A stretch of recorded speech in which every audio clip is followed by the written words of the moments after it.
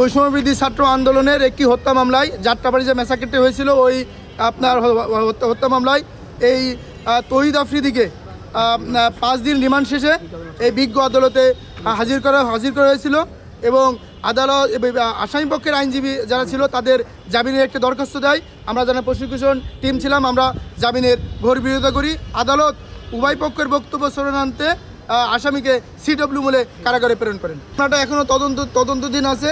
আয়ও তার দূরদৃষ্টি দিয়ে তার এই মামলার সঙ্গে আরও কোনো মামলা আছে কিনা, আরও কোনো মামলার সাথে সে সম্পৃক্ততা আছে কিনা, এটা সম্পূর্ণ আমাদের যে CRPC এবং আপনার যে CRPCতে তার আয়োকে অবহিত ক্ষমতা দেওয়া হয়েছে, এটা আয়োর বিষয়।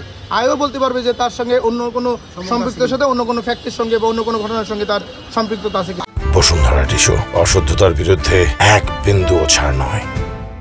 আয়ো যদি মনে করে যে না আয়ো যদি তার সম্পৃক্ততা পায় এইসব মানে অন্য কোনো ঘটনার সঙ্গে, তাহলে এটা সম্পূর্ণ আয়ও বলতে পারবে। এই মুহূর্তে মামলার এই তদন্ত পর্যায়ে এই মুহূর্তে আমাদের রাষ্ট্রপক্ষ বলার সুযোগ নাই। তৌহিদ আফ্রিদির সঙ্গে যে মুনিয়া হত্যাকাণ্ড যে হয়েছিল, এই মুনিয়ার সঙ্গে তার একটি সম্পৃক্ততা অভিযোগ উঠে এসেছে।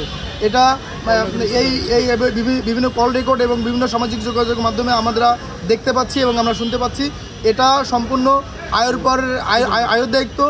আয়ও দেখবে যে এই তৌহিদ আফ্রিদির সাথে অন্য কোনো মামলা বা অন্য কোনো ঘটনা সেটা সম্পর্ক আছে কিনা, এটা আয়ের পরে সম্পূর্ণ আপনার দায়িত্ব নির্ভর করবে।